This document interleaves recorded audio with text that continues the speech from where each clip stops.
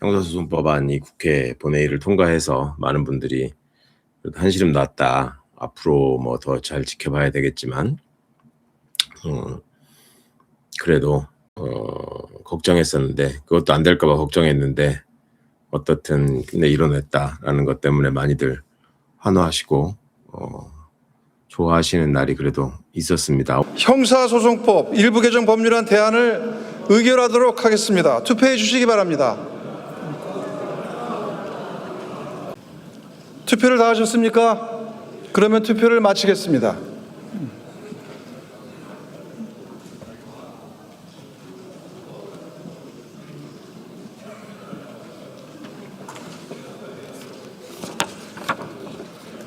투표 결과를 말씀드리겠습니다. 채석 178인 중 찬성 175인, 반대 2인, 기권 1인으로서 형사소송법 일부 개정 법률안 대안은 가결되었음을 선포합니다.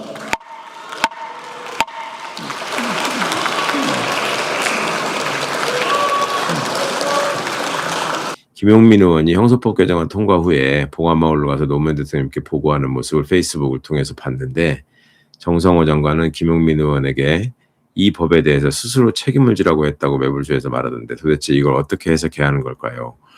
그러니까 정성호 장관이 일관되게 그 보안소건이 폐지되거나 검찰이 일체 수사에 관여하지 못하게 되면 생길 수 있는 문제에 대해서 계속적으로 좀 걱정을 하시는 것 같아요. 과거부터 정성호 장관의 어떤 입장이나 이런 게 좋게 말하면 온건 합리적이라고 했었는데 민주당 내에 이제 보수적 지향을 대변하시는 분 중에 하나였기 때문에 또 정성호 장관이 법무부 장관으로 계시면서 검사들에게 주로 얘기를 들으셨을 거 아니에요. 그리고 예전부터 이제 법조 생활을 오래 하신 분이라서 검사가 형사사법 체계에서 특히 이제 수사 절차에서 배제되는 거를 본 경험이 없기 때문에 이런 걱정들을 하시는 건 맞는 것 같은데 이게 또 뭐 잘못되면 김용민 책임이다 이렇게 말씀하는 거는 지나친 거고 주무장관으로서 실제로 그런 말씀하셨다면 매우 부적절한 말씀이라고 생각이 되고요.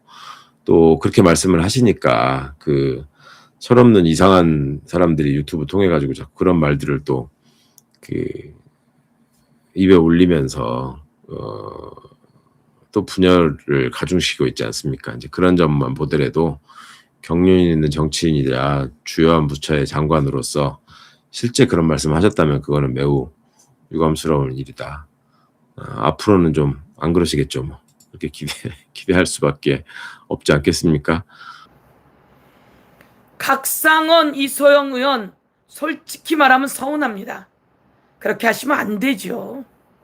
이 법안을 봐야 합니다. 검사의 수사권은 삭제했지만 검사가 하던 수사는 중대범죄수사청으로 옮기고 그리고 검사가 하던 보안수사는 더 나은 경찰에게 보안수사 요구를 하고 모두 넣어놨습니다. 보안수사 요구에 잘 응하지 않으면 어떡해요? 검사가 원하는 날짜에 모든 자료는 확보해 줄 수 있도록 하고 그렇지 않을 땐 한 달 내에 실행할 수 있게 1+1 두 달 내에 실행할 수 있게 해 놓았습니다. 경찰이 폭주하거나 암장하면 그 경찰은 징계하고 그리고 바로 교체할 수 있게 해놨습니다. 그런데 검사가 그게 안 되네요. 바로 다음에는 검사가 폭주하거나 암장하면 제재할 수 있는 법안을 만들어서 꼭 통과시키겠습니다. 이번 청주 최영중 사건을 보면 검사가 그 아동 성착취 최영중의 통신 내역을 기각하고 구속영장도 거부합니다. 이런 자들을 처벌할 수 있게 이번에 해야 합니다. 힘을 모아 주시겠습니까? 힘을 모아 주시겠습니까, 여러분? 힘을 모아 주시겠습니까? 정성호 장관이 대통령 입장에서는 가장 잡음 없이 문제를 해결할 수 있는 장관으로 생각해서 선택을 하셨겠죠. 검찰개혁을 위해서 필요한 부분의 일을 그렇게 시끄럽지 않게 좀 잘 마무리했으면 좋겠다라는 기대나 의지가 되게 크셨던 것 같고 일단 정부가 출범할 때 초기 내각은 그 선거가 진행되는 과정에서 그러니까 당선을 염두에 두고 미리 선거가 끝나기 전에 정해지는 경우가 많이 있죠. 그리고 그렇게 할 수밖에 없죠. 바로 또 구성을 해서 출범을 해야 되기 때문에 이번 같은 경우에는 특히 탄핵 이후에 급하게 치러지는 대통령 선거 과정이었기 때문에 선거를 한 달 정도 앞두고서는 어느 정도 승리를 전제로 대통령 후보가 이제 대통령이 되신 당시에 이재명 대통령 후보가 이러저런 생각들을 하시면서 인선을 좀 구상하고 미리 좀 준비를 하셨을 것이고 또 그 과정에서 필요한 어떤 최소한의 검증이나 이런 것들이 이루어졌을 겁니다. 그게 또 청문회 과정을 통해서 또 그런 일들이 검증이 계속 이어지는 거고 또 과정들이 드러날 수밖에 없기 때문에 그런데 기본적으로 후보가 구상하는 정책의 실현을 위해서 가장 적합한 분들을 일기 내각에 모시는 게 당연하고 마땅한 일 아니겠습니까? 그런 점에서 인사를 대통령의 메시지다라고 많이들 해석하고 그걸 통해서 이 정부가 어떻게 할 것인가를 예측하고 하는 경우가 많이 있었는데 우리 대통령 일하시는 스타일은 인사를 메시지로 국민에게 보내는 메시지로 생각하기보다는 내가 하고자 하는 일을 성실하게 잡음 없이 뒷받침할 사람 위주로 팀을 꾸린다 이런 생각을 조금 더 하시는 것 같다는 말씀 제가 전에도 드렸었는데 이게 결과적으로 지지자와 국민들이 원하는 성과를 내면 그런 뜻이 명확하게 구현이 되는 거고 그렇지 못하면 애초에 인선 과정에서부터 그 의도나 판단을 의심하는 일이 생길 수 있으니까 인사가 참 어렵고 중요한 문제죠. 그러니까 이런 것들에 대한 생각이 이번 정부에서 얼마나 어떤 차원에서 절실하게 이루어지고 있는지 제가 이번 정부의 인사를 경험하거나 뭐 이게 담당해보지 못해서 저로서는 뭐 더 이상 알지 못합니다만은 여하튼 함께 잡음 내지 않고 일할 수 있는 사람 이런 사람들을 팀 이재명 정부를 위해서 훨씬 더 필요로 하셨던 것 같다 하는 생각을 합니다. 통과한 내용을 보면 보안수사권 폐지입니다. 그런데 보안수사권을 폐지하는 대신 검사가 사법경찰관에게 보안수사를 요구할 수 있다. 그러니까 결국 보안수사 요구권은 살아나고 그리고 또 경찰은 검사의 보안수사 요구에 따라 반드시 1개월 이내에 보안수사를 해야 된다라는 조항이 있습니다. 그리고 또 피해자 보호 확대를 위해서 경찰의 불송치 결정에 대해서 고소인, 고발인 그리고 피해자 모두 이의 신청을 할 수 있도록 이렇게 권한을 부여했습니다. 특정한 범죄에 한해서 그렇죠. 네, 특정한 범죄 한해서 그렇게 하기로 했죠. 그러니까 마지막까지 어떤 집요한 반발이나 로비가 이어지니까 일종의 타협책으로 만들어진 건데 그게 뭐 대세를 그르칠 수준은 아니라고 생각하고요. 이런 거를 빌미로 해가지고 검찰의 그 수사 인력을 그대로 유지하겠다라는 그런 어떤 욕심으로 이어지지 않았으면 좋겠습니다. 그건 반드시 도려내야 되고 그 조직 구성원들에 대해서 단호한 인사 조치가 필요하다. 정부 조직이 개편되는데 지금 어떻게든 핑계를 대면서 거기다가 인원을 남겨가지고 다시 옛날로 돌아가겠다라는 생각 때문에 벌어지는 일이라고 밖에 판단이 안 되거든요. 그러니까 그거에 대한 정부 차원의 각별한 어떤 경각심을 가진 대책이 필요하다고 생각합니다. 그런데 처음에는 보안수사권 폐지를 하면서 보안수사 요구권을 달라고 했는데 그때 보안수사 요구권도 안 된다고 그랬잖아요. 근데 결국 보안수사를 유지해야 된다라는 그 의견이 나오니까 결국은 보안수사 요구권은 받아들이는 거예요. 그러니까 보안수사 요구 정도는 뭐 할 수 있어야 되지 않느냐라는 선까지는 그러니까 어찌 보면 양보를 한 거죠. 보안수사 요구권은 직접 수사를 할 수 있는 권한이 아니니까. 근데 그럼에도 불구하고 계속 수사를 해야 되겠다고 우기면서 보안이라는 말을 갖다 붙이면서 수사기소 분리의 근본적인 원칙을 훼손하려고 그랬잖아요. 그나마 그게 어떤 일종의 그 시민들의 여론과 저항으로 막아진 거에 대해서는 다행이라고 생각하고 근데 앞으로 이제 그 하위 법령을 만들 때도 계속 그거를 어떻게든 거기다가 틈을 만들어가지고 그거 하려는 시도를 할 거거든요. 그런 점에 대해서도 우리가 각별하게 관심을 갖고 지켜봐야 된다. 어느 틈으로 파고들지 모른다. 정말 독가스 같은 일들을 벌이는 거를 우리가 윤석열 정부 때 유감없이 봐왔잖아요. 예. 조금의 틈이라도 보이면 어떻게든 그걸 이용하는 그 법비들의 모습. 그러니까 그게 다시는 속지 않으셨으면 좋겠습니다. 이번에 이런 내용도 있습니다. 모든 수사 과정의 자료를 전자화하고 형사사법정보 시스템 킥스를 말하죠. 이 킥스에 기록하도록 하는 내용도 법안에 담겼다는 겁니다. 예. 그게 이제 사건 암장이나 이런 거 관련해서 불가능하게 만드는 제도일 뿐만 아니라 그 공소기관과 수사기관의 협력을 위한 주춧돌을 놓는 일이라서 그것도 이제 의미 있는 일이고, 문제는 이제 실무에서 그게 정착되도록 지휘감독자들이 어떻게 올바른 업무 관행을 만드느냐의 문제거든요. 그러니까 그런 것들은 향후에도 계속 관심을 가지고 이거 주시하면서 그게 잘 정착되도록 해야 될 일이고, 또 이 사람들한테 앞으로 남을 일은 이제 이 법이 다 통과되고 시행되고 조직 분리도 되고 나면 어떻게든 일이 안 돌아가게 하려고 이제 또 준동을 할 거거든요. 예. 이제 그런 점에 대해서도 단호하고 분명한 판단과 조치가 있어야 됩니다. 꼭. 구자현 검찰총장 직무대행의 이에 대해서 보안수사권 폐지에 깊은 우려를 표한다.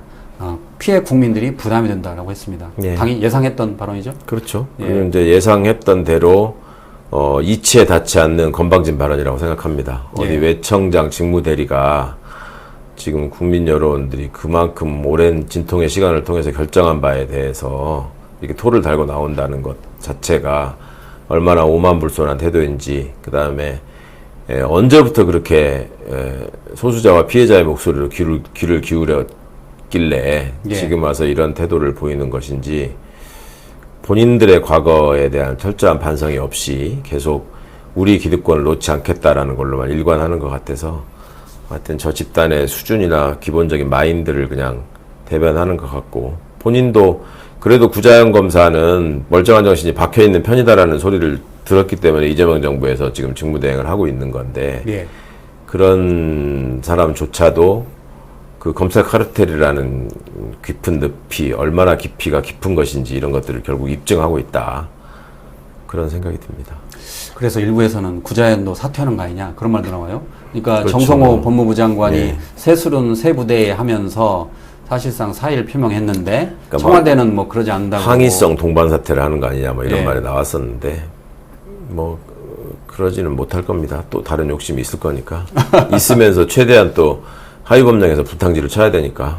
그 욕심이라 하면 공소청장을 희망하는 건가요? 뭐 그런 것도 초대 이- 공소청장? 그걸 검찰총장이라고 이름이 남아있잖아요. 예. 그걸 달고 나가겠다는 욕심을 버리기가 쉽지 않을 거예요. 아, 예. 그나저나 정성호 법무부 장관은 그 10월 공소청 중수청 출범 때까지는 남아있을 확률이 높다고 봐야 됩니까? 청와대에서는 계속 남기를 바라는 것 같던데. 그때까지 계시면서 그걸 출범시킨 뒤에 뭐 저기를 하시는 게 맞지 않을까요? 예. 그걸 개인적으로 근데 본인이 정성호 장관이 피곤하다고 많이 하잖아요, 몸이 힘들어 안 하신 거는 오래됐어요. 예. 그거는 많이 알려진 일이긴 한데, 그래도 책임 있게 마무리를 하셔야죠. 그게 뭐 장관이 그간에 중간에 끼어서 여기서부터도 욕먹고 저기서도 욕먹고 이런 과정도 있고, 그 양반 성품이 또 그렇게 욕먹는 걸 즐겨 하시는 스타일이 아니기 때문에 많이 힘드셨을 텐데, 그럼에도 불구하고 본인에게 주어진 책무를 뭐 회피하지는 않을 거라고 믿습니다. 박지원 의원이 법사에서 그렇게 했습니다. 죽을 때까지 버티라고 한번 버텨보라. 굉장히 힘든 것 같던데 그 이야기 하더라고요. 이거 그 정성호 장관도 웃던데. 또 그 뒤로 또 쏙 들어갔어요. 예. 그러니까 뭐 이제 그러지 말라고 만류를 많이 했겠죠. 예. 청와대에서도 그렇고. 아니 후임자가 있어야지 떠나는 거지. 그러니까요. 그냥 떠나면 지금 뭐 법무부 차관하고 검찰총장 직무대행하고 민정수석하고 다 지금 검사 출신들이나 예. 검사인데 나중에 하위법령 작업이 어떻게 되라는 겁니까? 그런 것들도 좀 생각해 주셨으면 좋겠어요. 법무부 차관은 지난번 법사에도 나온 이야기인데 법안 소위 때 그런 이야기 했다는 거예요. 정권 송치까지 부활하자고 했다는 거예요. 그러니까요. 그래서 박은정 의원이 막 엄청나게 비판하던데. 예. 예. 차관으로 처음에 있을 때부터 계속 이렇게 엇나가는 얘기로 지금 일관하고 있죠. 그런 차관이 있다는 것도 처음 보시는 일일 거고, 어디 정부가 총리가 나서가지고 다 정부 입장을 정리해서 발표하고, 예. 국회에서 다 저기 여당이 당론으로 해가지고 지금 추진하고 있는 법안인데다가 국민 여론도 압도적인데 거기 나와서 그런 소리를 하고도 거취 표명도 안 하잖아요. 제가 예. 직을 걸고 사실은 이거는 이렇게 하면 안 되기 때문에 이제 사퇴하겠습니다는 말도 절대 안 하잖아. 그러니까 이제 그게 근본적인 검사라는 그 일종의 종특이라고 해야 될까? 예. 그거를 또 한 번 입증하는 사례라고 생각합니다. 예. 먼저 그 김용범 정책실장에 대해 알아보도록 하겠습니다. 7월 29일 현재 사상 첫 연 이틀 서킷 브레이커가 발동됐다는 겁니다. 네. 그러니까 우리가 알기로 사이드카는 말 그대로 옐로 카드고 그 다음에 서킷 브레이커는 레드 카드 아닙니까? 그런데 어떻게 이틀 연속 서킷 브레이커가 발동될 수 있느냐라고 했는데 이 와중에 김용범 정책실장이 그 브라질에서 기자 간담회를 했는데 이렇게 이야기를 했다고 합니다. 지금 그 최근 2, 3개월 동안 벌어지고 있는 이런 증권 관련의 현상은 우리만 일어난 게 아니다. 모든 게 그리고 레버리지 ETF 때문은 아니다. 결국 자본시장의 구조적인 특성이 변동성을 키운 측면이 있다라고 했다는 겁니다. 그래서 기사를 보면 그동안 그 레버리지의 고위험 상품을 주도해 놓고 손실이 커지자 레버리지 문제만이 아니라 시장 구조 탓으로 돌렸다라고 해서 비판을 많이 받고 있습니다. 어떻게 보십니까? 지금 하여튼 논란 투자자들이나 국민들 가슴을 좀 진정할 수 있는 희망적인 얘기를 해줬으면 좋았을 텐데 예. 그리고 그거를 정부가 정책적으로 어떻게 대응할 것인지 이런 얘기를 하는 걸로 그냥 마무리했으면 좋았을 텐데 그 정부를 너무 원망할까봐 좀 걱정되기도 했을 것 같아요. 그러니까 이제 원칙적인 얘기라고 생각하면서 본인은 그런 얘기를 하셨겠지만 사람들 마음에 좀 위안이 되는 말이 아니니까 예. 화가 많이들 나셨더라고. 뭐 그럴 수밖에 없지 않겠습니까? 그러니까 최근에 막 주식시장이 막 계속 빨간불만 켜지니까 그러니까 지금 많은 분들이 놀라셨을 텐데 사실은 주식은 막 순식간에 눈앞에서 돈이 녹아버리는 거니까 그 예. 충격이 클 거 아니에요. 투자하시는 분들은. 그러니까 레버리지가 이렇게 말 그대로 2배인데 올라갈 때 10% 올랐다가 떨어질 때는 올라간 데에서 10% 떨어지니까 떨어지면 손실을 볼 수밖에 없는 구조잖아요. 그러니까 떨어지는 것도 2배 떨어지는 거니까. 그렇죠. 이게 올라가는 게 이제 그걸 따라잡는 게 또 이렇게 쉽지가 않은 거죠. 예. 그러니까 뭐 녹아내린다 뭐 그 이야기를 하더라고요. 실제로 녹았다는 표현을 하더라고요. 예. 주권 시장에 계시는 분들은. 근데 의원님은 너무 돈이 많은 녹진 돈이- 않았죠. 우리는 뭐 녹을 만한 돈이 애초에 없어가지고 녹을 만한 돈을 먼저 좀 벌기로 하겠습니다. 아니 그 와중에 주식시장이 막 화랑새인데도 불구하고 주식 안 하셨죠 최근에? 네, 그러니까 네. 저는 이제 좀 들어가 볼 때가 되지 않았나 지금 들어가 생각해요. 본다. 현금 많으십니까? 그래서 마련해야지. 빌려주세요. 빌려주세요. 대출을 받아서 하겠다. 반도체는 여전히 괜찮을 거라고 하니까. 아니 근데 네. 그냥 생각해봐도 이렇게 실적이 나오고 장기 계약을 엄청난 규모로 해놨잖아 지금. 그렇죠. 예. 그러니까 뭐 거기는 망하진 않을 것 같으니까. 근데 일반 시민들 입장에서는 그 장기가 밝음에도 불구하고 이 ETF 레버리지 때문에 계속 변동폭이 크니까 덩달아 우리가 손해본 거 아니냐 뭐 그런 그러니까 이제 마인드를 가지고 있잖아요. 한참 잘 나갈 때 이게 반도체는 그 커다란 희망이었고 예. 꺾이지 않을 거라고 생각하는 마음들이 있으니까 어차피 올라갈 건데 2배 올라가는 걸로 예. 하자라는 간단한 생각이었을 것 같아요. 예. 근데 그 결과가 지금 시장이 막 이렇게 급변동을 하니까 사실 사이드칸에 또 서킷 브레이커네 이런 말이 보통 사람들한테 이렇게 회자되는 얘기는 아니잖아요. 처음인 것 같아요. 이렇게 왜 그렇게 부르는지 아는 분들도 잘 없을걸? 사이드카는 왜 사이드카라 그러고 예. 서킷 브레이커는 왜 서킷 브레이커 아세요? 그런 사이드카는 그러니까 예전에 이렇게 왜 이 칸보이라 그러죠. 호송할 적에 오토바이 옆에 붙어가지고 이렇게 가는 게 사이드카잖아요. 예. 그렇게 해서 이제 안전한 쪽으로 안내한다. 그런 게 사이드카고 서킷 브레이커는 그 말 그대로 누전 차단기거든. 그러니까 일단 끊어놓는다 이런 건데 그런 용어가 그냥 일상에서 그다음에 수시로 막 이게 발동됐다고 하니까 그게 사실은 예. 한번 나오면 되게 이례적인 일이라서 그때마다 예. 뉴스가 되는 일인데 너무 흔해지니까 많은 분들이 이제 그것 때문에 울고 웃고 하시는 일들이 많이 있는 것 같은데 이제 이런 우리가 주식 시장에 투자하면서 많은 국민들이 거기 기대를 걸고 하는 역사가 좀 길지 않으니까 예. 한 번은 겪어야 될 일이었던 것 같고 좀 장기적으로 안정되기를 바랍니다. 실제로 그 대통령이 그 미국과 브라질 순방 전에 국무회의를 열어서 국민들의 이런 고충을 언급을 했습니다. 걱정을 국무회의 때. 하셨죠. 예. 네. 여하튼 이게 레버리지 도입은 해외에는 원래 3배까지 있었고 거기에 어쨌든 국내 투자자들이 해외에다 투자하는 게 외환 유출의 원인이 되니까 원래는 외환 안정을 위해서 국내 투자를 권장하기 위해서 만들었던 거다. 해외에도 있는 걸 국내에서 오히려 완화해서 만들었다. 투자자 보호 측면도 있고요. 해외는 예탁금 제도도 근데 그래. 있고요. 교육 제도도 없고요. 그냥 하는 거고요. 저희들은 와서 그런 걸 하고 그다음에 이런 건 ETF라는 그 용어도 못 쓰게 했습니다. 이 상품에 ETF라는 건 이제 장기 분산이라는 의미가 있는데 이건 단기 고위험 상품이기 때문에 해지를 하거나 여러 가지 다양한 방법 중에 하나로 쓰여 있는 거고 단기 고위험 상품이기 때문에 ETF라는 용어도 못 쓰게 하고 저희들이 한 투자자 보호를 할 수 있는 방식 내에서는 다 했고요.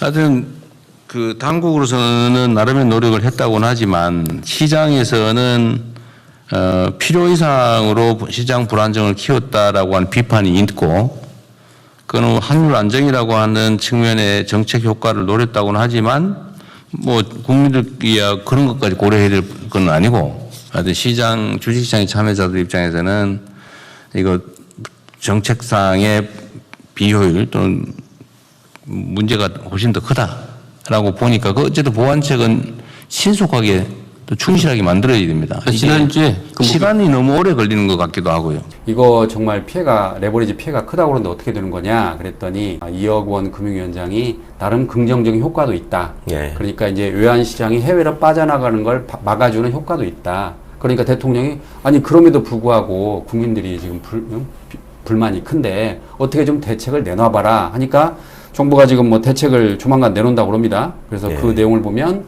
그 레버리지 상품의 기본 예탁금이 현재는 1,000만 원인데 3,000만 원으로 상향을 하고 그리고 최소 매매 단위를 한 주에서 20주로 확대한다는 거예요. 근데 제가 보기에 쉽사리 될 것 같지는 않아요.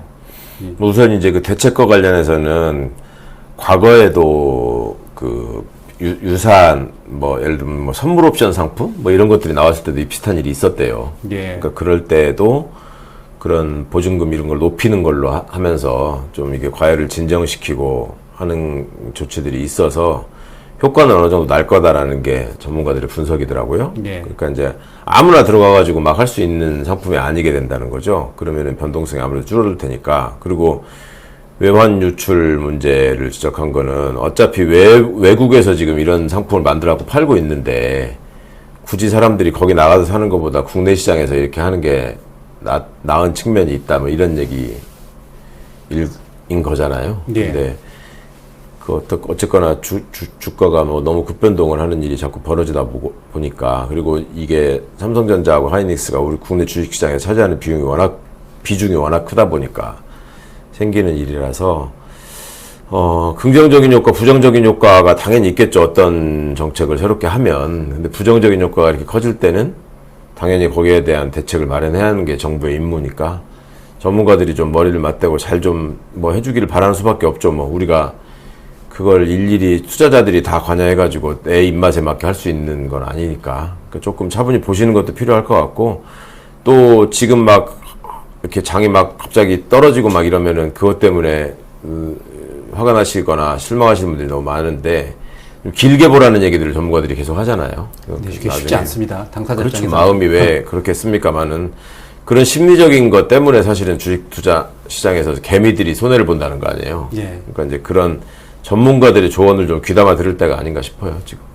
뭐 지나간 말이지만 그런 이야기도 있어요. 왜 굳이 단일 종목을 해가지고 그러니까 처음부터 그 레버리지를 할 때 여러 종목을 담으면 예. 아무래도 변동성이 줄어드니까 좀 그러니까요. 나을 텐데 그런 얘기가 많이 단일 나왔죠. 종목을 해가지고 피해가 커졌다. 그게 너무 위험했다라는 예. 얘기를 뭐 금감원장부터 해가지고 그렇게 했으면 안 된다라는 얘기를 했는데 뭐 어차피 지금 뒷북인 얘기인 거고 예. 그때 그렇게 했던 사람들이 책임진다고 해서 갑자기 올라가는 게 아니니까 일단은 이제 요 대책이 훨씬 중요할 것 같고 우리는 뭐 그런 상품이나 ETF나 레버리지나 이런 얘기들을 이렇게 익숙하지 않으니까 그거를 좀 잘 정책당국자들이나 전문가들이 잘 해주기를 바랬었는데 그게 아니니까 당시에는 그냥 너무 장밋빛 전망에 기대가지고 다시 한번 말씀드리지만 기왕에 돈 벌 거 2배로 벌자 뭐 이런 생각이 너무 앞섰던 거 아닌가 싶어요. 네. 뭐든지 욕심이 있으면 좀 탈이 나잖아요, 항상.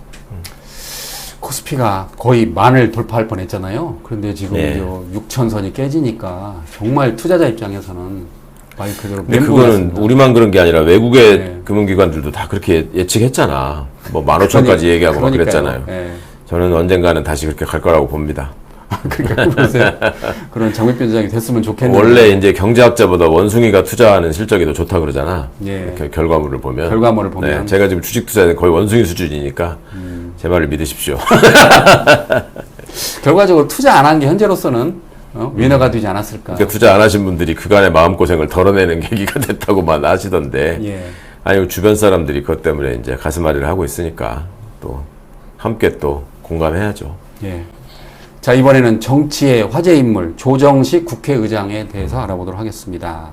잘 아시는 것처럼 국회의장이 기자 간담회를 하는 와중에서 개헌과 관련된 기자 질문을 받더니 이렇게 이야기했습니다. 그러니까 이 권력구조 개편 관계에서 이 현직 대통령의 뭐 연임 개헌 문제 이런 등등은 그건 결국 주권자인 국민 여론과 국민의 선택의 문제라고 저는 생각을 해요. 현직 대통령의 연임 문제는 결국 국민 선택의 문제다. 예. 이게 지금 엄청난 파장을 불러왔잖아요. 예, 우리가 알기로 현직 대통령의 연임은 헌법에 따르면 불가능한데 국민 선택의 문제다 해버리니까 이게 논란의 불씨를 키운 거 아닙니까? 그렇죠. 이제 어찌 보면은 뭐 결국 주권자가 결정하는 거다라는 일반론을 내가 얘기한 거다. 그게 이제 그 의장실에서 해명한 얘기던데. 예, 그리고 그렇게 연임을 해명했습니다. 염두에 둔 예. 건 아니다. 그리고 이제 청와대도 뭐 비서실장까지 나서가지고 진화를 하려고 하고 그랬던데 그만큼 이게 이제 뜨거운 문제가 돼버린 거죠. 그 이유가 그거죠. 이제 야당은 그런 어떤 선의에 의한 개혁이나 개헌을 얘기할 때마다 검찰 개혁을 얘기하려고 그러면 이재명 대통령 공소 취소 때문에 그렇다고 하고 사법 개혁을 하려고 그러면 이재명 대통령 재판을 없애려고 하는 거다라는 식으로 하고 개헌을 하려고 그러면 이재명 대통령 연임하려고 그러는 거다라는 식으로 갖다가 계속 그렇게 붙이고 있었는데 거기다가 그냥 뭐 완전히 불씨를 하나 더 던져준 꼴이 돼가지고 예. 그게 이제 정부적으로 굉장히 큰 실책일 뿐만 아니라 이게 파장이 커질 수밖에 없는 게 두 가지죠. 첫 번째는 요 직전 국회의장이었던 우원식 국회의장한테도 비슷한 질문이 갔을 때 그건 불가능하다라는 말로 그냥 간단히 정리를 했는데 예, 그때 그랬죠. 예. 똑같은 이재명 정부에 대응하는 국회의장이 지금 그렇게 얘기를 한 게 상대적으로 이제 의미가 있는 거 아니냐 이런 의혹을 불러일으킬 수밖에 없는 상황이 돼버리고 거기다가 두 번째로는 국회의장이 되시기 전에 대통령 정무특보를 했었단 말이에요. 예, 특보를 했죠. 그러니까 더더욱 이제 오해의 소지를 키워버리는 결과가 돼서 너무너무 아쉽죠. 뭐하러 그런 얘기를 해가지고 참나. 그런데 조정식 국회의장이 지금 육선이잖아요. 네. 그러니까 그런 말을 하기엔 좀 많이 아쉬워요. 그러니까요. 산전수전 다 겪었던 육선인데. 그런 거를 충분히 감안하고 파장을 고려하셔야 할 분이 그렇게 하지 않았다라는 거는 앞으로도 두고두고 아쉬움으로 남을 것 같습니다. 예. 다 제일 중요한 거는 그거죠. 뭐 연임이나 이런 것들이야 이제 그건 허황된 얘기라고 다 지금 정리가 되는 것이고 예. 실제로 우리가 개헌을 통해서 꼭 정리해야 될 문제들이 있잖아요. 그 불법 계엄을 겪은 나라의 입장에서 또 5.18을 여전히 폄훼하고 모욕하는 자들이 있는 나라에서 그 꼭 필수적으로 지금 바꿔야 될 여러 그 조문들이나 이 개헌의 요소들이 있는 건데 그게 그냥 다 빨려 들어가 버렸다는 게 너무 속상하죠. 예. 조금 전 말씀하신 것처럼 그 강훈식 비서실장은 이와 관련해서 현직 대통령의 연임 개헌 발언은 헌법 제 128조 2항에 따라서 앞으로도 흔들지 말아야 된다. 왜냐하면 이게 개헌이 되려면 솔직히 국민의힘이 찬성 안 해주면 불가능한 거잖아요. 그러니까 결국 불가능한 건데 이게 지금 국민의힘은 이거 아주 좋은 소재거리가 됐습니다. 계속 공격을 하고 있습니다. 지금. 그럼요. 일단 자꾸 저기 올림픽 공원에서 배회하던 장동혁 씨가 이제 신이 나가지고 막 SNS를 올리고 예. 국회로 들어오고 또 무슨 자칭 서울시장 후보며 자칭 대권 주자인 사람들이 막 이때서라 하고 목소리를 높이는 걸 보면 심지어 예. 무슨 뭐 이 문제를 가지고 앞으로도 계속 이제 그 공세의 소재로 삼겠다, 울고 먹겠다 이런 것들을 너무 역력하게 드러내더라고요. 그러니까 국회의장이 얼마나 큰 실언을 하신 건지가 더 어찌 보면 반대로 더 또 입증되는 결과이기도 한 거죠. 우리가 그 대선 때 이재명 후보의 발언을 돌이켜보면 그때도 그런 이야기를 했습니다. 이재명 당시 대선 후보는 우리나라 헌법 체계가 그것을 허용하지 않고 예. 그리고 국민도 쉽게 용인하지 않을 것이며 현실적으로 불가능하다라고 선을 그었습니다. 그렇죠. 그게 예. 정확한 말씀이고 그 누구도 뭐 그거에 대해서 근데 이제 그간에 좀 우려스러운 일이긴 했죠. 최근에 뭐 소위 이재명 대통령을 너무너무 사랑해서 모든 문제에서 이재명 대통령의 생각을 기준으로 발언하고 방송하고 하는 유튜버들이 많이 있었잖아요. 그 사람들 중에 일부가 이재명 대통령이 연임해야 된다, 뭐 영원히 하셔야 된다, 뭐 이런 소리를 하고 다녔단 말이에요. 예. 그러니까 그것도 이제 일종의 빌미가 되는 거죠. 저쪽 사람들이 볼 때는.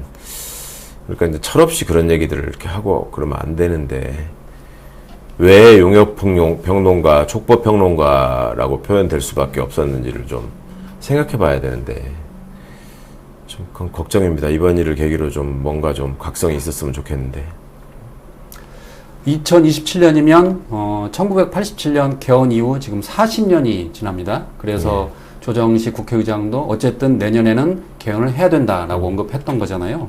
근데 그 당시 1987년 그 개헌의 그 특징을 뽑으라면 우리가 알고 있기로 직선제 그리고 또 하나는 단임제 이 두 가지로 요약할 수 있지 않습니까? 그게 핵심이죠. 예. 여러 가지 뭐 헌법재판소가 새로 만들어지기도 하고 뭐 기본권을 더 강화하는 조치나 여러 가지가 있었습니다만은 그동안에 우리나라의 개헌은 주로 이제 권력구조, 왜냐하면 독재자들이 계속 헌법을 자신의 독재 연장을 위해서 누더기로 만들어 온 역사가 있었기 때문에 예.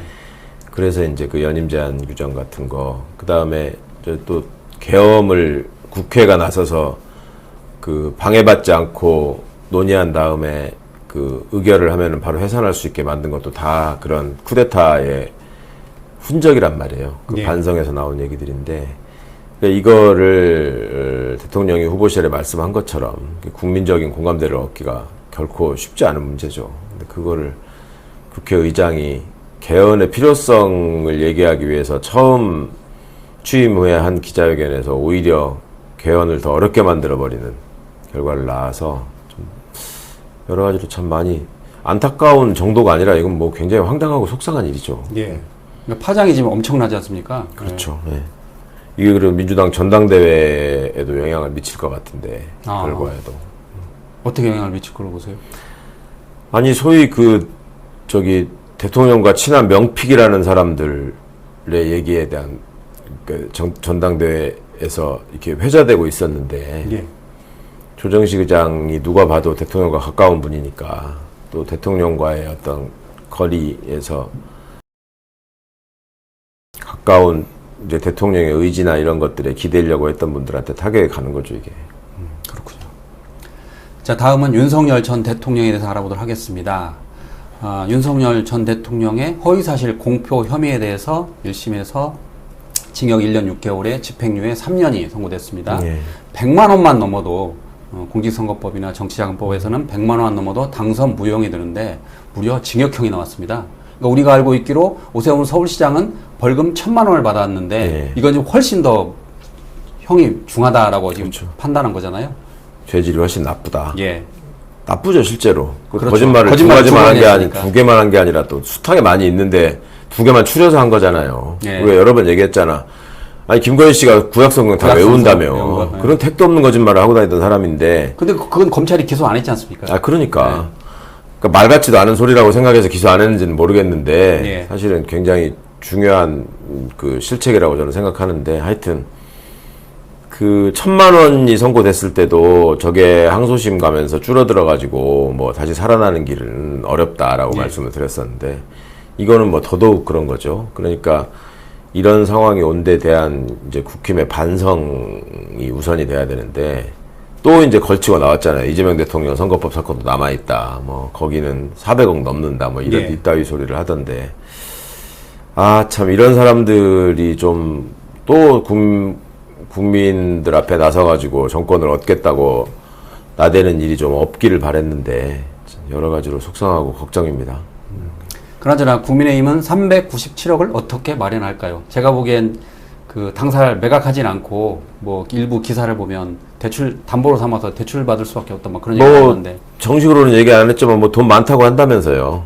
뭐 가진 자산이 뭐 1,600억이 됐네. 뭐 어쩌네 한다고 그러는 근데 그게 이제 동산과 부동산 합친 거라 그러니까요. 현금은 뭐 200억 미만이라고 같던데 당사 뭐 안 팔아도 된다, 담보 잡히고 대출 받아서 하면 된다, 뭐 이런 식의 얘기를 내부적으로 하는 모양이던데, 그 민주당하고 다르게 국힘 쪽은 시도당 당사나 이런 것들이 다 자기 소유예요. 예전에 전두환이가 박정희가 다 어디 가서 이렇게 뺏어놓은 땅으로 다 해놨다고 해도 과언이 아닌데, 그러니까 그 당이 유지되는 면도 있다고. 거기에 시도당 위원장이 되면 그 건물에서 나오는 임대료 뭐 이런 것만 가지고도 예. 꽤 많은 돈이 이제 그 예산에 편성될 수 있게 책정 들어온다는 거예요. 그러니까 그런 자산들을 뭐 예전에 우리가 생각해 보면 박근혜 씨가 당대표 되고 하면서 무슨 천막 당사 한다고 쇼할 때 예. 그때 보면은 뭐 연수원도 팔고 뭐도 팔아서 뭐 국가에 헌납하겠다. 그때 차떼기 정당이라고 그래가지고 왜 기업으로부터 돈 뜯어가지고 차 하나에 가득 트럭 하나에 가득 싣고 다니다가 걸리고 뭐 이랬잖아요. 예. 그 과정으로 그 결과로 이렇게 한 건데, 그때 그렇게 해서 다 팔아서 무슨 그지된 것처럼 천막에서 있다 이런 식으로 했는데 지금도 돈 많은 거 보세요. 이 당의 실체가 뭔지, 그리고 이런 정당이 언제까지 국민들 앞에 얼굴을 들고 이렇게 돌아다녀야 되는 것인지 참 슬프죠. 예. 재판부는 지난번 오세훈 서울시장에 이어서 이번에 윤석열 전 대통령에게도 아까 말씀드린 것처럼 죄질이 나쁘다라고 했습니다. 그러니까 우리가 알고 있기로 본인이 와이프인 김건희 씨와 건진 법사를 만난 적이 없다고 그랬는데 만난 거잖아요. 네. 예, 그리고 용산 세무서장에게 변호사를 소개시키지 않았다고 그랬는데 실제로 했고. 네. 근데 그걸 본인이 스스로 말을 뒤집은 거잖아요. 예. 그렇죠. 근데 이 사람은 그냥 원래 거짓말이 일상이기 때문에 굳이 윤석열의 거짓말에서 언급하고 싶지는 않고, 예. 다른 거짓말을 더 많이 찾아내서 기소했어야 된다는 생각만 들고, 더 걱정인 거는 이제 그런 겁니다. 이게 일각에서 이제 법조계 내부에서는 그런 얘기가 있어요. 이번 재판부가 이재명 대통령에 대한 조이대 그 파기환송 판결, 그때 한 말을 그대로 인용해가지고 지금 윤석열을 예, 그래서 그렇습니다. 뭐 형을 홍보를 했기 때문에, 소위 사법부가 이재명 대통령 임기 끝나면 본인들이 수행할 복수전을 준비하는 거 아니냐라는 말도 있습니다. 그러니까 이런 예. 점에 대해서 각별히 유념하고, 그런 어떤 그 조작 사건과 그 멀쩡하게 국민들이 뻔히 다 보고 있는 상황에서 행한 뻔뻔한 거짓말과 이거는 꼭 좀 구분해서 생각하고 판단하시고 했으면 좋겠습니다. 예. 특검이 윤석열 전 대통령에 대해서 이종섭 전 국방부 장관의 그 호주 도피 혐의, 예. 그 혐의에 대해서 징역 5년을 구형했습니다. 그런데 윤석열이 최후 진술에서 아주 그냥 큰 소리로 이렇게 특검에게 항의를 했는데 이렇게 언급을 했습니다. 특검 당신들은 안전할 것 같느냐? 그러니까 공수처가 직권남용을 했는데 그걸 알고도 특검이 근거 없이 기소했다. 이거 특검이 아주 잘못했다라고 했어요. 예, 그건 어떻게 예. 보십니까? 일단 그 소위 말하는 런종섭 사건은 최혜병 특검이 한 일일 거예요. 네, 기소한 맞습니다. 일일 거예요. 그러니까 이제 하다 특검을 협박하는 짓까지 하는데, 그게 공수처가 무슨 권한 없이 한 일이 아니라는 거는 지금 여러 차례 다 판결로 계속 확인이 되고 있잖아요. 예. 그러니까 이 사람은 법률가도 아니고 제대로 된 정치인도 아니고 그냥 몰입에 불과하다. 그런 차원에서 그냥 본인 분풀이를 한 거다. 근데 더 마이너스가 될 거다. 그런 생각이 듭니다. 예. 우리가 알고 있기로 최혜병 사건은 박정훈 대령이 당시 이제 임성근 해병단 사단장을 경찰에 이첩하려고 그랬는데 예.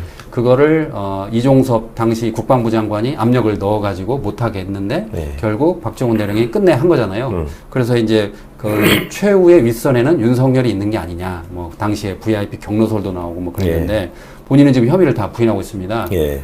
그런데 이번 특검 최후 진술에서 이런 이야기를 했습니다. 모든 책임은 나에게 있다. 그러니까 그 책임은 저에게 물어주시기 바랍니다. 라고 했습니다. 저 그걸 보고 좀 뜬금없다는 생각했어요. 왜냐하면 내란 재판과 관련해서 본인이 책임을 부하들에게 떠넘긴 적이 많잖아요. 그렇죠. 그런데 이번 같은 경우는 또 모든 책임은 나에게 있다라고 했어요. 이걸 어떻게 봐야 됩니까? 이것도 쉽게 거짓말인가요? 말하면 개소리죠, 뭐. 이것도 그냥 거짓말인가요? 그동안에 본인이 빠져나가고 발뺌하고 다 밑에다 덮어 씌우려고 했는데 형량만 올라가니까 예. 이제 이렇게도 한번 해볼까 뭐 이러는 것 같은. 사실 윤이라는 사람은 그 집무실에다가 그 미국 가가지고 선물 받았다고 하면서 그 더 벅스톱시어라는 말을 올려놓고 그 말이 그 말이거든. 모든 책임은 나에게 있다. 예. 그거를 국민들 앞에 자기 명패보다도 그거를 미국 대통령이 준 선물이라고 자랑스럽게 저기 했던 사람이 어떤 책임도 인정을 안 하고 있었는데, 지금 와가지고 다 나한테 책임을 물으라는 게 무슨 진정성이 있겠습니까? 예. 그냥 개소리라고 생각합니다. 예. 그동안 우리가 알고 있었던 윤석열의 그 책임 떠넘기기 부하들에게, 그러니까 계엄 관련해서 재판을 받을 때 그런 얘기도 했잖아요. 비상계엄 선포는 어떻게 보면 장관들이나 뭐 총리의 사전 동의를 구해야 되는 건데 내가 정당하게 국무회의를 열지 않았느냐. 그러니까 장관이나 총리도 같이 동조를 했다. 내 책임 아니다. 뭐 그렇게도 말한 적이 있어요. 예. 예. 그러니까 어떻게든 발뺌하려는 태도를 일관하고, 그러니까 그걸 바라보는 그 수하에 있던 사람들도 심정이 어떨까 싶긴 한데, 예. 그럼에도 불구하고 윤석열 너무한다, 당신이 시켰지, 언제 내가 했냐라고 얘기하는 사람 곽종근 딱 한 명밖에 없잖아요. 그랬죠. 예. 그죠? 그러니까 대한민국 수구 보수 진영이 권력을 잡았을 때 거기 핵심에서 일하는 사람들의 수준을 얘기해 주는 거라고 저는 생각해요. 그냥 본인들의 어떤 욕망과 이익만 있는 거지, 국민에 대한 도리, 역사에 대한 책임, 또 헌법에서 정한 책무 이런 것과는 아무 상관이 없는 사람들이다. 이제 그런 자를 대통령으로 옹립해놓고 찍소리 못하고 같이 술이나 먹고 있다가 이런 상황에 대해서 본인한테 다 또 책임을 돌리는데, 인간적으로도 그렇게 되면은 아니 저게 인간이야, 어떻게 나한테 이럴 수가 있어, 이런 생각을 하는 게 정상이잖아요. 근데 그 이야기를 못 하잖아요. 그러니까 그 바닥을 다 보이는 일이라고 생각하고, 혹여라도 또 나중에 본인들이 다시 다 살아날 수 있는 거를 염두에 두고 하는 거라면 꿈깨라고 말하고 싶습니다. 그러니까 방금 말씀하신 거, 본인들 입장에서는 어차피 윤석열에 대들어봤자 방법이 없고, 예. 이제 나중에 혹시나 뭐 정권이 바뀌어서 이제 윤석열이 사면을 받으면 본인들도 풀려날 수 있지 않을까, 뭐 그런 기대감 때문에 아무 말도 못하는 거 아닐까요? 뭐 그런 계산도 있을 수 있겠죠. 예. 근데 그런 계산으로만 살아온 사람들이니까. 근데 처참한 수준이지 진짜. 그게 뭡니까? 아이고 나 정말. 곽종근 중장 이야기 사령관 얘기에서 생각나는 건데, 결국은 중형을 본인이 다 유일하게 잘못을 인정하고 떳떳한 아빠로 돌아가고 싶다고 이렇게 눈물을 이렇게 흘리던데, 네. 많은 분들이 안타까워하고 있습니다. 물론 이제 본인이 잘못을 하긴 했지만. 그렇죠. 그러니까 이제 우리 사회가 그 온정적으로 대할 일이 있고 절대 용납하지 말아야 될 그 어떤 과제로 남겨야 될, 그러니까 그 사례로 남겨야 될 일이 있고 한데, 예. 이런 내란 상황이나 또 약자에 대한 혐오 이런 것들에 대해서는 그냥 그렇게 온정을 베풀 일은 아니다라는 생각을 하시는 분들이 많이 있죠. 예. 저는 이제 그 배재고등학교 또 스타벅스 사건 뭐 이런 것들은 절대 용서해서는 안 될 일이다, 이런 말씀하시는 분들도 많이 있었는데, 일단은 그래도 뭐 하여튼 진심 어린 반성을 하는 사람이 한 명이라도 있었다라는 정도는 우리가 인정해줘야 되지 않나 싶습니다. 예. 다음으로는 그 김현태 전 특전사 707 특임 단장에 대해서 알아보도록 하겠습니다. 우리가 알고 있는 김현태 단장은 계엄 후 닷새 뒤에 나와가지고 그 눈물의 기적이 있지 않습니까? 예. 결국 그게 이제 악어의 눈물이라고 그랬는데, 당시에는 상부의 지시를 폭로하고 부하들의 책임을 묻지 말라라고 했는데, 정작 윤석열 탄핵 심판에 가서는 비상계엄은 정당했다라고 하면서 입장을 완전히 바꿨습니다. 그런데 결국 특검이 18년 징역 중형을 때렸습니다. 어떻게 보십니까? 당연한 결과 아니겠습니까? 네. 뭐 그런 뭐 기존의 재판을 뒤집을 수도 없는 문제가 너무 명백한 사실을. 그런데 본인이 그 보궐선거 나왔잖아요. 그래서 물론 이제 낙선을 하긴 했지만, 예. 그리고 그 당시에 저희가 알고 있기로 전한길 씨가 김현태 단장을 많이 이렇게 뒤에서 서포트 해준다고 그랬잖아요. 예. 어떻게 될까요, 그거는? 아니, 그러니까 이제 아까 이제 특검이 선고했다고 말씀하셨나? 구형. 예. 그러니까 18년 구형. 혹시나 저기 했을까봐 말씀드리는데, 이제 그보다 더한 중형이 나와야 마땅한 사람이죠. 예. 구형량이 뭐 적당하다라고 생각하는 사람은 없을 것이고, 그 뒤에 행보나 이런 것들이 사실은 이 사람의 어떤 책임과 반성의 태도를 보여주는 일인데, 전혀 그렇게 하지 않았다라는 점에 대해서 중형과 법정 구속이 반드시 따를 거라고 저는 믿고 있고요. 그리고 이런 자가 그 구속도 되지 않고 심지어 국회로 다시 가가지고 거기서 무슨 유튜브 방송을 찍고 막 이랬단 말이에요. 예, 예. 그러니까 이런 황당한 현실에 대해서 이제 다시는 이런 일이 반복되지 않도록 해야 될 어떤 숙제가 우리한테 있다. 그러니까 군검찰이 처음에 김현태 수사한다고 하면서 영장 청구도 안 하고 그냥 방치해놨던 거거든. 그러니까 이런 개혁을 통해서 하나하나를 바로잡아 간다라고 하는 것이 얼마나 이게 시간도 걸리고 쉽지 않은 일인가. 그럼에도 불구하고 우리가 왜 이거를 포기해서도 안 되고 왜 꼼꼼히 따져봐야 되는가 하는 것들을 이런 김현태가 보이는 한심한 태도를 통해서 뭐 그것뿐만 아니라 구형받은 이후에도 지금 돌아다니면서 또 방송하면서 이상한 소리 하고 다니고 한다고 그러는데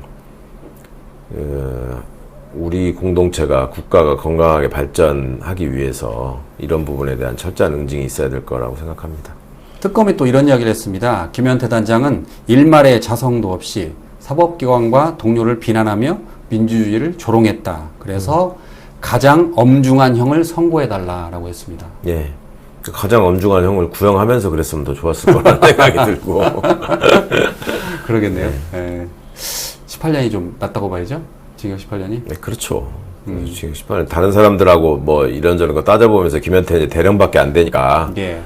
뭐 그게 적당하다 이렇게 특검을 생각했을지 모르겠는데 국민 감정으로 볼 때는 김현태가 얼마나 국민들한테 황당하게 만드는 거짓말을 했고 예. 그 눈물 연기부터 시작해가지고 그 뒤로 보이는 행태가 얼마나 기가 막혔습니까? 그러니까 이제 보수단체 집회에 가가지고 막 또 그러게 정부를 말입니다. 비판하고 막 그랬잖아요. 겨울에도 뭐 그러고. 그러니까 뭐 한두 가지여야지. 끔찍한 일이죠. 자, 이번에는 과방위에 대해서 알아보도록 하겠습니다. 그 국민의힘 이진숙 의원이 과방위에 보임이 돼가지고 과방위 소속을 일하게 됐나 봐요. 그러니까 민주당 의원들이 국민의힘에 이진숙의 과방위 보임을 즉각 철회하라라고 기자회견을 열었습니다. 내용은 어떻게 고발인과 피고발인이 같은 상임위에서 일할 수 있느냐, 이건 말이 되지 않는다라고 지금 네. 반발하고 있습니다. 기가 막힌 일이죠. 국힘의 수준, 현실 이런 것들을 좀 그대로 입증하는 일일 거예요. 그런 네. 사람을 공천한 것부터가 정말 황당한 일이었는데 저 사람이 언제까지 공직에 있을 수 있을까라고 하는 게 지금은 이제 재판이 진행되고 있는 사람이잖아요. 예. 근데 하물며 과거에 정부에 있을 때 국회에 나와서 보였던 그 황당한 폐악질에 가까운 태도, 그럼에도 불구하고 그걸 다시 과방위로 배치를 해가지고 이런 문제를 일으킨다. 게다가 국회에 이제 이해충돌법이 실효적으로 지금 발동되고 있는데 그 과방위에서 고발한 당사자가 과방위의 주체로 있다라고 하는 게 누가 봐도 너무 이상하지 않아요? 예.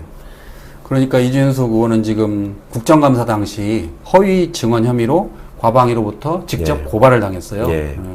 그러면 이번에 이제 서로 민주당과 국힘이 만나면 민주당에서 분명히 그 문제를 거론할 텐데 그렇죠. 또 본인은 내가 뭘 잘못했냐라고 막 그럴 거 아니에요. 평소에 보였던 그런 낯빛과 그런 태도로 또 임할 게 분명한데 과방위가 참 할 일이 많은데 계속 또 파행되지 않을까 걱정입니다. 예. 아무래도 이진숙 의원이 과방위에 오면은 제가 보기에 그 목소리가 커지고 예. 그다음에 그 법안보다는 사소한 문제로 계속 다툴 것 같아요. 그렇죠. 뭐 이제 과방위가 정상 가동되지 않기를 바라는 차원에서 아마 이진숙을 보임했을 거예요. 예. 국힘의 원내대표랑 지도부는. 그러니까 그런 사람들이 대한민국의 제1야당이라고 하는 게 지금 우리 헌정사의 비극이죠. 뭐. 최근에는 이준숙 의원이 그 배재고에 화환을 보냈는데 그렇죠. 그 화환 내용에 스타벅스가 5.18과 무슨 관계냐라고 했잖아요. 예. 근데 정작 배재고 학생들은 광주일고를 찾아가가지고 사과를 했는데 예. 국회의원은 스타벅스가 5.18과 무슨 관계냐라고 했단 말입니다. 예. 그런 사람이 국민의 대표라고 지금 돼 있고 그런 사람을 또 당선시킨 분들이 있고 네.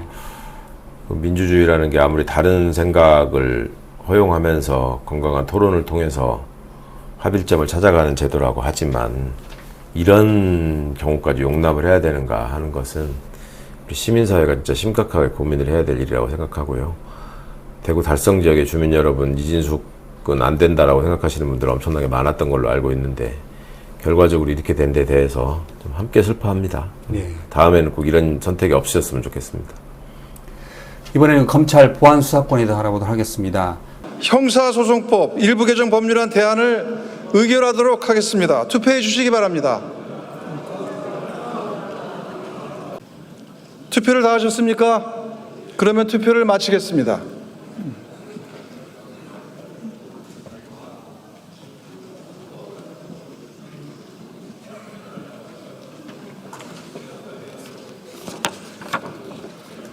투표 결과를 말씀드리겠습니다. 최석 178인 중 찬성 175인, 반대 2인, 기권 1인으로서 형사소송법 일부 개정 법률안 대안은 가결되었음을 선포합니다.